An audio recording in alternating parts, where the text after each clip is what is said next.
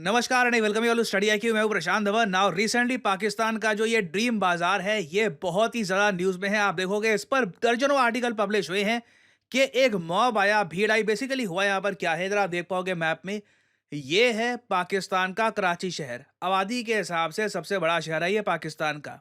यहाँ पर देखिए, जिन पाकिस्तानियों ने पाकिस्तान से बाहर जाकर थोड़ा बहुत पैसा कमा लिया, उन्होंने ये सोचा कि चलो कराची में वापस जाकर ना एक मॉल ओपन करेंगे। मॉल का नाम रखेंगे ड्रीम बाजार। और इंटरेस्टिंग बात देखिए, जैसे ही इस मॉल में एक बड़े डिस्काउंट का एक अनाउंसमेंट हुई, लोग अंदर गए और पूरा मॉल लूट लिया। जो विजुअल सामने आए हैं ना, ये कहीं से भी एक स्टेबल, एक इकोनॉमिक स्टेबल समाज के नहीं है। क्लियरली लग रहा है कि पाकिस्तान में जो लोग हैं, जो मेजॉरिटी लोग हैं, ये बिल्कुल पॉवर्टी लाइन के नीचे जा चुके हैं। तभी ऐसे विजुअल्स पाकिस्तान से सामने आ रहे हैं। तो जो वीडियोस हैं आज के समय ड्रीम बाजार से रिलेटेड, जो सोशल मीडिया पे वायरल हो रही है, ये मैं आपको दिखाता हूं। उसके बाद मैं आपको बताऊंगा वर्ल्ड बैंक का डेटा और कुछ और डेटा को हम एनालाइज करेंगे और जानने की कोशिश करेंगे कि इंडिया के आसपास जो देश हैं, क्या ये इकोनॉमिकली एक यू टर्न ले रहे हैं। ना यहाँ पे आप देख पाओगे, जो ये ड्रीम मॉल है, इसकी इनॉग्रेशन रिसेंटली हुई। जैसे मैंने आपको बताया, जो वो पाकिस्तान के इन्वेस्टर्स थे, उन्होंने एक मॉल यहाँ पे बिल्ड किया और इनॉग्रेशन के दिन इन्होंने एक बड़े डिस्काउंट की अनाउंसमेंट करी। इतने सारे लोगों ने पहली बात तो इस मॉल को घेर लिया कि पुलिस गार्ड वगैरह जो भी थे, उनको ये बड़े बड़े डंडे लेकर लोगों को मारना पड़ा और कोशिश करनी पड़ी कि थोड़ी बहुत जो भीड़ है ये काबू में आ जाए। बट इन डंडों से कुछ हुआ नहीं।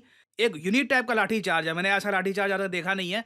तो इस सब से भी कुछ हुआ नहीं। इवेंचुअली क्या हुआ कि लोग अंदर, ये यहाँ पर कि कोई फर्क नहीं पड़ने वाला, लोग अंदर घुस ही गए और जो लोगों को चाहिए था, लोगों ने लिटरली स्नैच करके जो जिसको जो चाहिए था वो उठा के ले गया। और अगेन देखो, यहाँ पे आप नोट कर पाओगे, कोशिश इनिशियली पूरी करी गई थी कि भीड़ काबू में आ जाए, कुछ ये रुक जाए, but in the and nothing work. एक बड़ी भीड़ एक मॉल के अंदर चली जाती है और 30-40 मिनट तक जब अंधी लूट चली मॉल के अंदर, पुलिस बस देखती रह गई, कुछ किसी ने कुछ रोका नहीं। इवेंचुअली देखिए ये हाल हुआ है बहुत सारे स्टोर्स का। क्या हाल किया है इस कौम ने भाई। मतलब ओनर्स को किस तरीके से मनाएं हम कि भाई इस आवाम के लिए अच्छी से अच्छी डील निकालें, अच्छे से अच्छे मामला करें।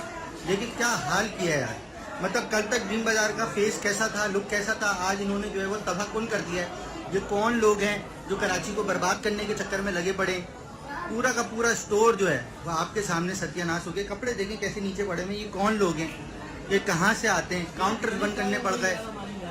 मतलब ज्यादती की हद हो गई है।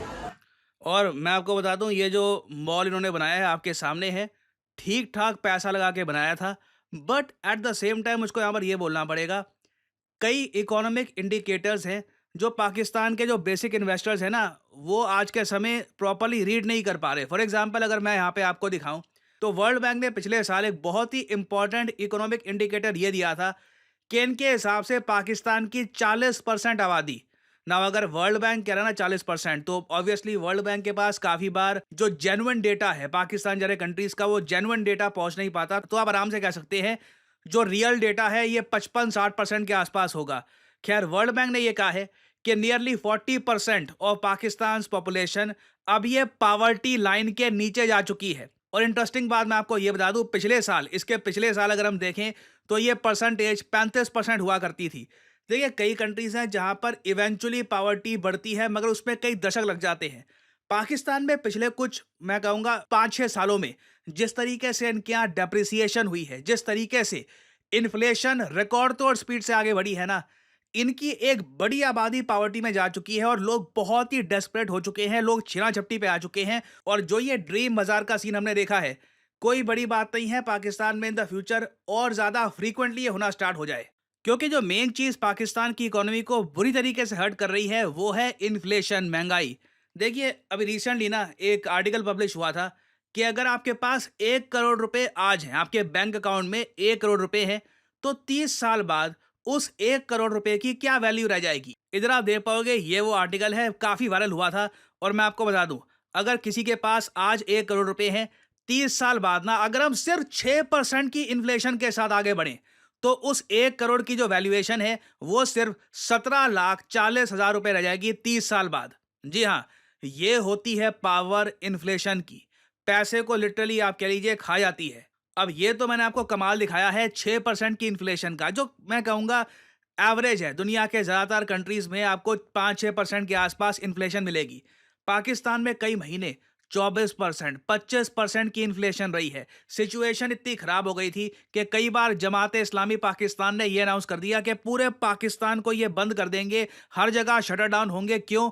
क्योंकि इन्फ्लेशन लोगों को लिटरली मार रही है। ये 28 अगस्त को किया गया था और फ्रीक्वेंटली और भी होगा। हालांकि पाकिस्तान की करंट गवर्नमेंट ने यह कहा है, इनके हिसाब से पाकिस्तान में इन्फ्लेशन स्टेबलाइज हो सकती है ना। स्टेबलाइज का मतलब इनके यहाँ होता है 10%। 10% की भी इन्फ्लेशन देना, मैं आपको बता दूं, 10-15 सालों में ही पाकिस्तान में जो लोग जिनके पास पैसा सेव्ड है ना, उसकी वैल्यू आधी होने वाली है। और इमरान खान ने जेल से रिसेंटली इसी बात को लेकर एक वार्निंग दी है कि पाकिस्तान बिल्कुल एक इकोनॉमिक कोलैप्स की तरफ देख रहा है। क्योंकि यहाँ पे ये जो इकोनॉमिक कोलैप्स है ना, ये बहुत यूनिक टाइप का होगा। ऐसा नहीं है कि पाकिस्तान की बड़ी कंपनीज बैंकरप्ट हो रही है, वो हो नहीं रही क्योंकि बड़ी कंपनीज हैं ही नहीं।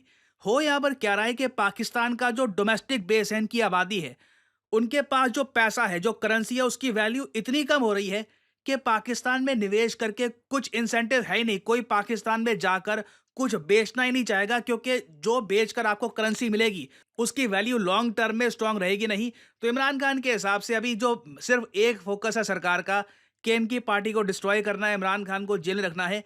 इस वजह से जो बाकी और बहुत सारे इश्यूज हैं इनके यहाँ, इन्फ्लेशन के, पुअर इकोनॉमिक पॉलिसीज के, सिंस इस सब पे फोकस नहीं हो रहा, इवेंचुअली पाकिस्तान जो अपने लॉन्ग अवेटेड, जो हम इकोनॉमिक कोलैप्स की बात कर रहे हैं, धीरे धीरे उसकी तरफ बढ़ रहा है।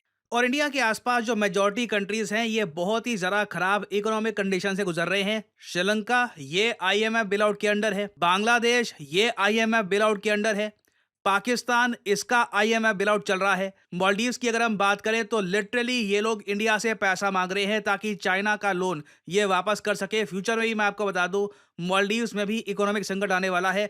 तो इंडिया कैसे भी करके अपने एक्सपोर्ट्स बढ़ाकर करेंसी को रिलेटिवली, बिल्कुल इंडियन करेंसी डेप्रिशिएट हुई है, मगर आप कंपैरेटिवली देखोगे जो ग्लोबल जो एक आपके लिए ट्रेंड चल रहा है उसके हिसाब से we have done pretty well.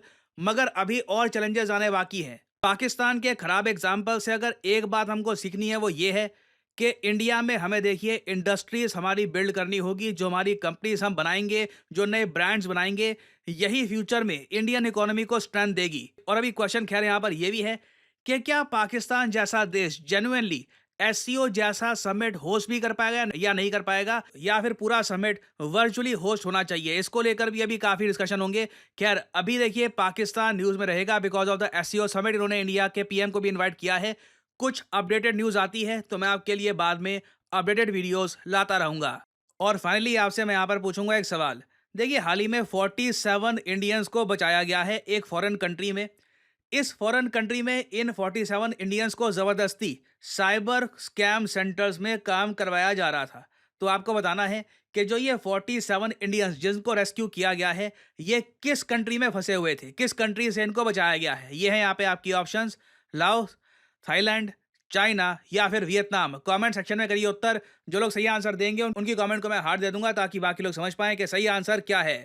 और फाइनली आप लोगों के लिए एक इंपॉर्टेंट जानकारी, स्टडी आईक्यू के सभी कोर्सेज पे आपको एक प्राइस हाइक दिखेगा। जी हाँ, प्राइसेस बढ़ जाएंगे 3 सितंबर के बाद से। ये डेट याद रखिएगा, आफ्टर 3 सितंबर सभी कोर्सेज पे एक माइल्ड प्राइस हाइक आपको मिलेगी। तो उससे पहले आप अगर चाहें तो स्टडी आईक्यू के 2025 और जी हाँ अब 2026 के कोर्सेज भी अवेलेबल हैं। आपको सिंपली क्या करना है कि इस वीडियो की कमेंट सेक्शन में जाइए और यहाँ पे आप देख पाओगे 2 लिंक आपको दिख जाएंगे। एक में लिखा है 2025 प्रतिज्ञा बैच। अगर अगले साल ही आपको यूपीएससी एग्जाम का अटेम्प्ट देना है तो बिल्कुल आप 2025 का प्रतिज्ञा बैच कर सकते हैं परचेस इस लिंक पर क्लिक करके। बट लेट्स से आप अभी दूर का सोच रहे हैं, आप कह रहे हैं कि नहीं, मुझे 1.5 साल रुककर एक प्रॉपर प्रेपरेशन के साथ यूपीएससी का अटेम्प्ट देना है, तो 2026 का बैच पहली बार आपके लिए लॉन्च हो चुका है। जी हाँ, प्रतिज्ञा 2026 बैच। सिंपली जो सेकंड लिंक है इस पे आप क्लिक कर सकते हैं। अगर आपके गोल्स थोड़े लंबे हैं, आप एक कॉलेज स्टूडेंट हैं, आपके पास टाइम है, क्लिक ऑन दिस लिंक और यहाँ पे आप परचेज कर पाएंगे स्टडी आईक्यू का प्रतिज्ञा बैच। बट ऑब्वियसली ये जो प्राइस यहाँ पर लिखा है, नेवर एवर पे दिस प्राइस। सिंपली यहाँ पे आपको कोड डालना है PD10 और प्राइसेस गिरना यहाँ पर शुरू हो जाएंगे। और एक डिस्काउंटेड रेट पर, याद रखिएगा ये 36 महीने की वैलिडिटी के साथ आपको मिलता है लॉन्ग टर्म कोर्स। ये आप कर सकते हैं परचेज, और याद रखिएगा 3 सितंबर से एक प्राइस हाइक देखने को मिलेगा on all study IQ courses. So use the code PD10 and save money. और इसी नोट के साथ ये है वीडियो का अंत। Thank you for listening and as always may the gods watch over you.